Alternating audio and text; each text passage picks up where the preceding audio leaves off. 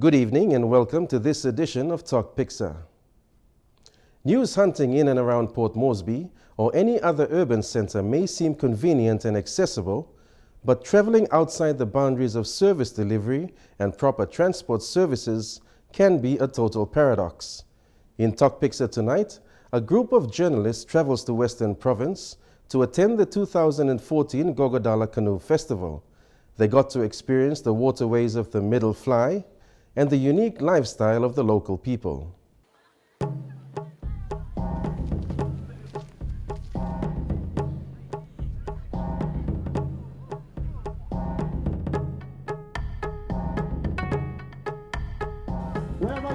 Western Province was the designated location as the team of journalists flew into Daru Island. The team was led by radio great Tena Kasti Arefaya, reporter Jack Ami from the national newspaper, Sunday Chronicles Kevin Teme, Wantok newspaper photographer Nicky Bernard, and the EMTV crew. Known for its wetlands,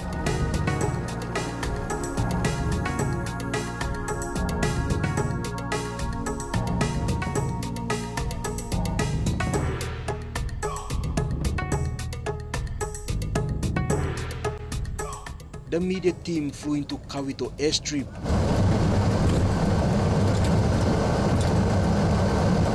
Capturing a broader picture of the waterways beneath them and a glimpse of the scattered villages along the river banks. At Kawito, the locals welcomed the team and led them straight to the boats, the only and most used form of transport by the locals. Kawito, welcome to Kawito.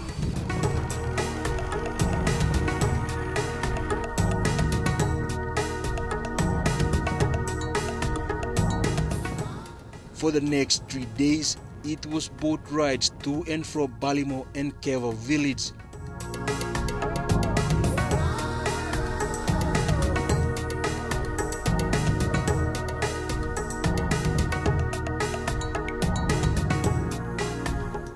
The host village of the 2014 Gogodala Canoe Festival.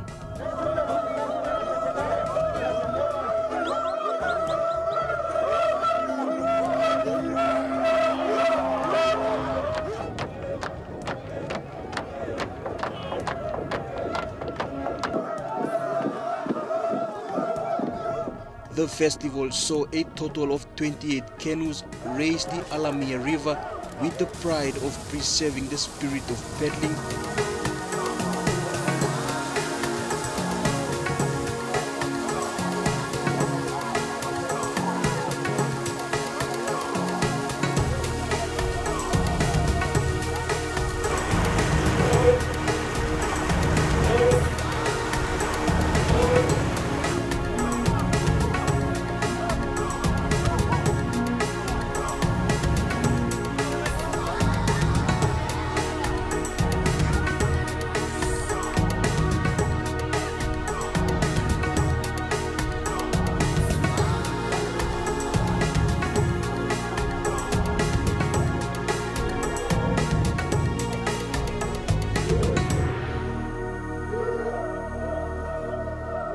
The art of carving and traditional sing-sing.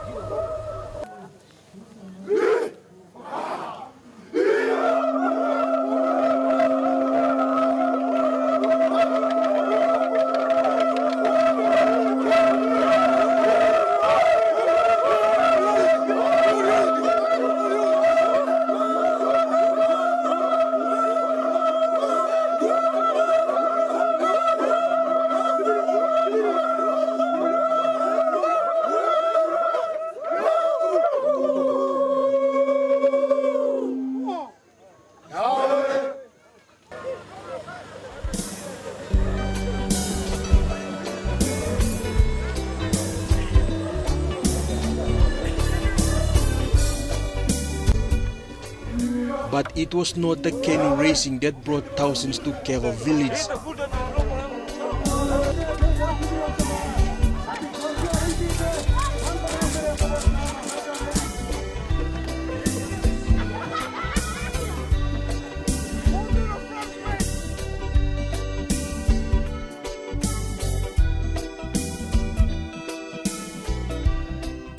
it was the launch of MV Iapa.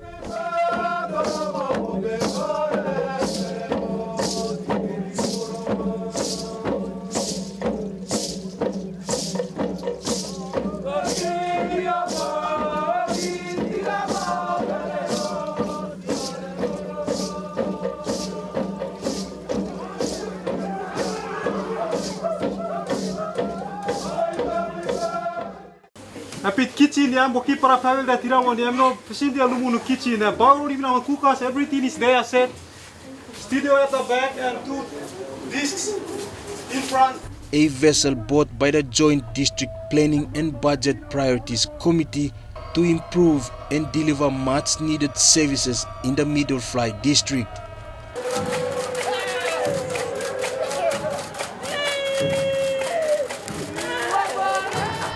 The people shared their tears during MV Iapa's arrival, a relief for most who have been struggling to access better health and education services. People are going to be benefiting from this boat, and they're like hospital-wise and other things that they want to do in Port Moresby, they can go about and enjoy themselves. And it's an eye-opening for us, and we are very happy, and thank you very much.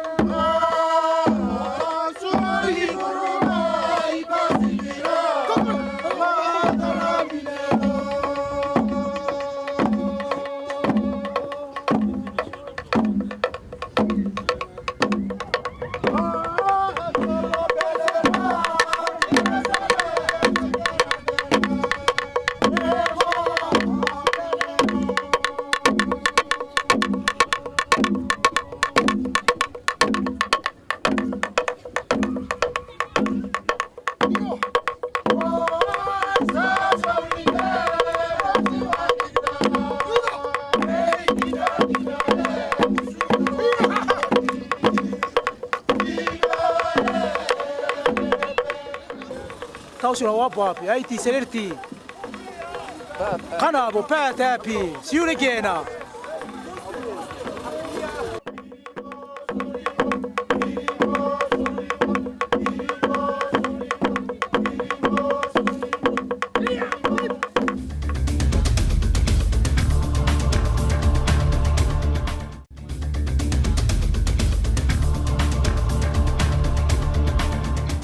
You're watching Tok Piksa. It was all fun and excitement during the festival. However, the journos faced an extraordinary journey on a boat ride from Balimo Station to Daru Island. An over 13-hour journey described as potentially life-threatening, while at the same time just falling short of breathtaking. EMTV reporter Jack Lapalve Jr. and cameraman Andrew Howe captured their adventure, and this is their story. It was the hardship faced by the people due to improper and unavailability of good transport, something the media team experienced from Balimo to Daru, a boat ride of 13 plus hours. While new to the media team, this is the normal route taken by locals every day.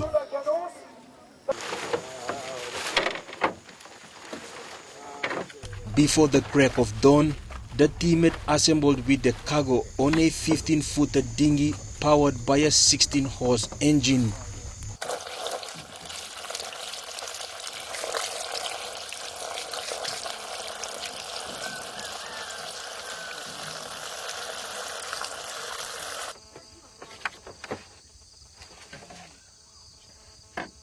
For most of us, we had no idea what the trip was going to be as we left Balimo around 2 a.m. in the morning. We are trying to head on to Daru, early 2 o'clock morning.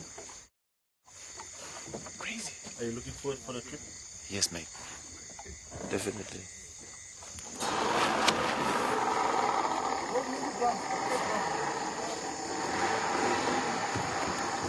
But the boat ride was something never experienced in life.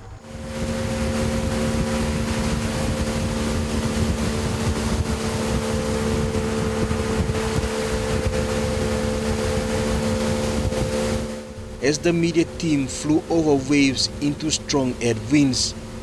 Several times, the skipper directed the boat to a nearby shore to allow the high waves to settle down. We're chasing the storm, you know. We're traveling, looking for Chasing storm the everywhere. Yes, nice one. Oh, no. Much of the rough weather traveling was not captured on camera as the conditions were terrible. However, after traveling for more than 10 hours, a stopover at an island was a welcome relief for the crew, who described the journey as epic and dangerous. My trip. I'm from the island, but this blood trip we look now in Marape.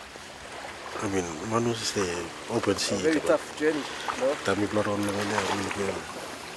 hardly lake. People like me from the island say, thanks to the skipper, we nearly escaped death. I don't want to talk about it, please bring the camera away. How's the trip?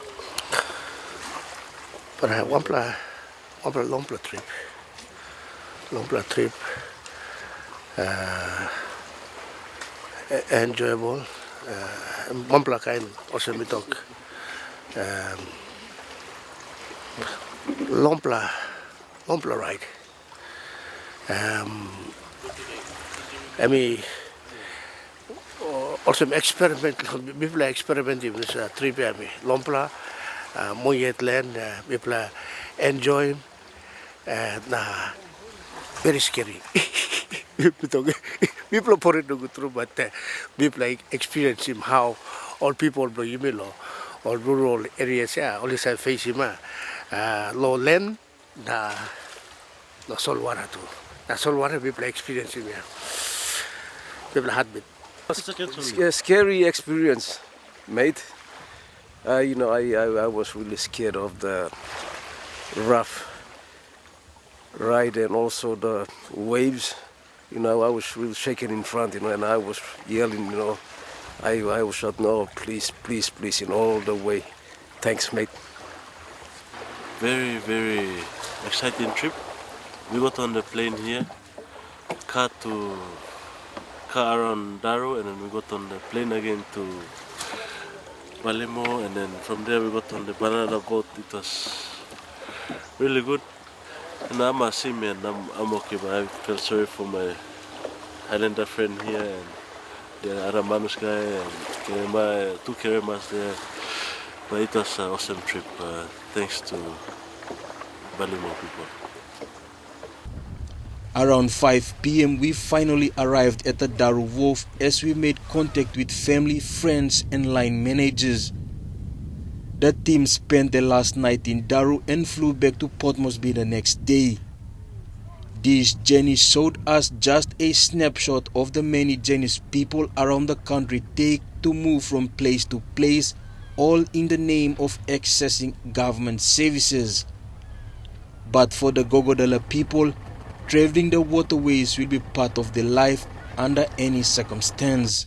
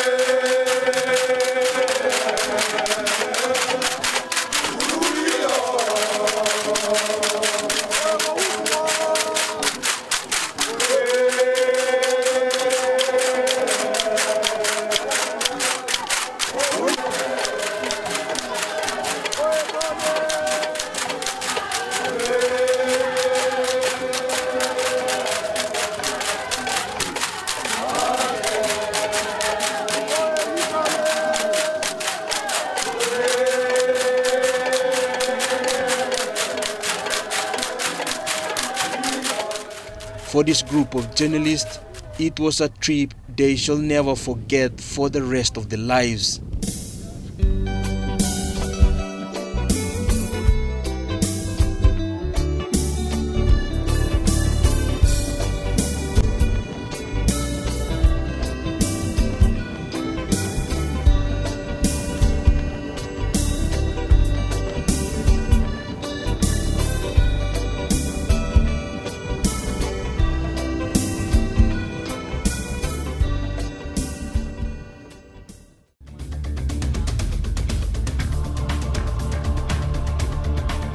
Welcome back to Tok Piksa.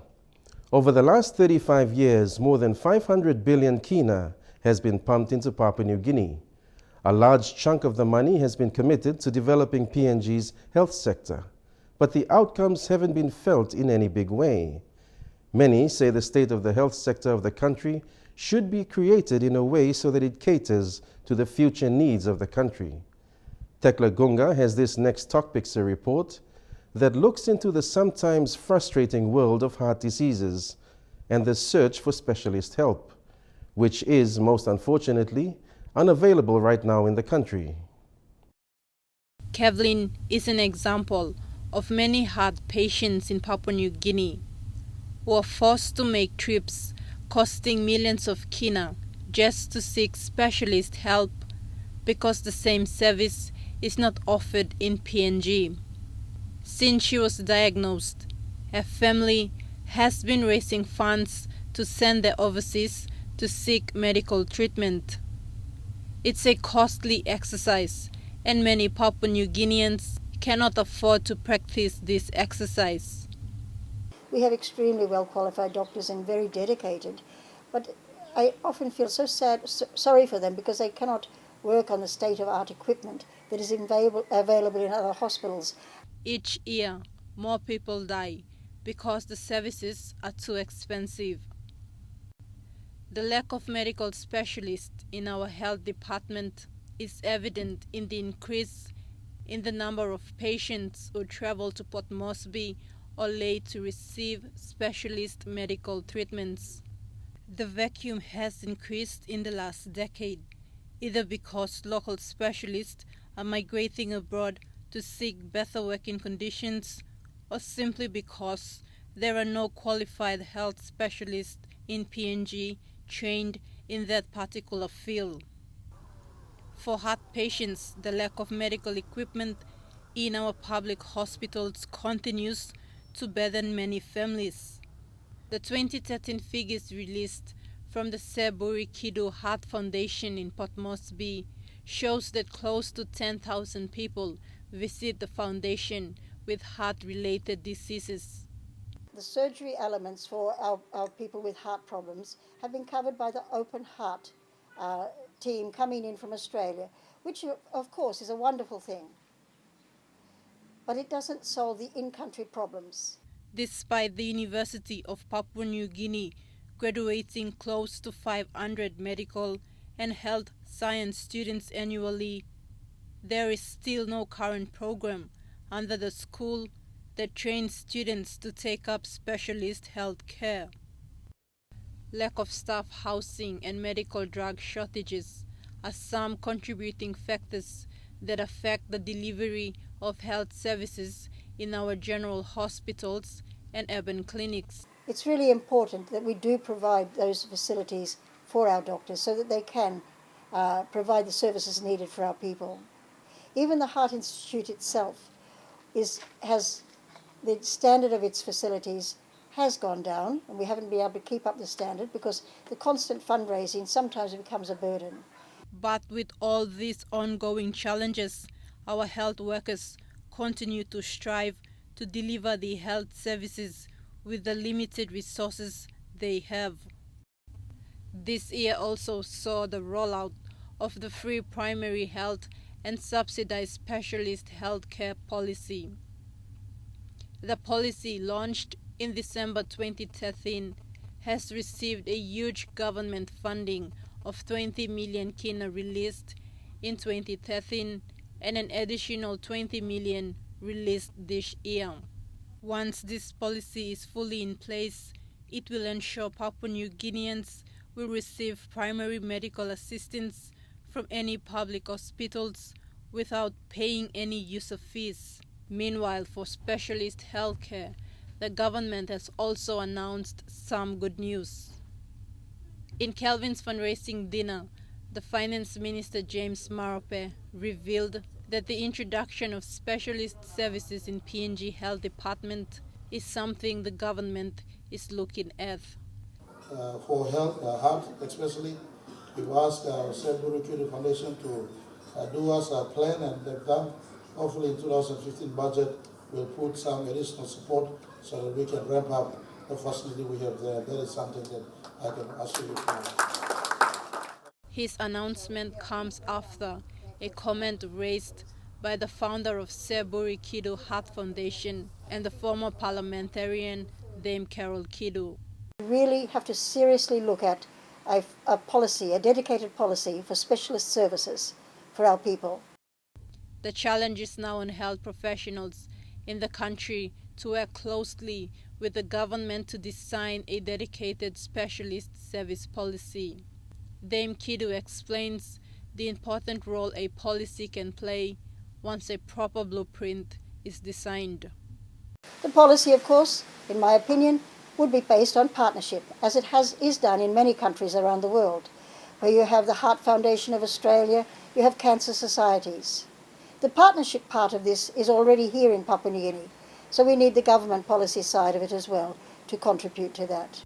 With this new structure, Mr. Kase is confident that working in union with provincial health authorities is the way forward to deliver health services in their provinces.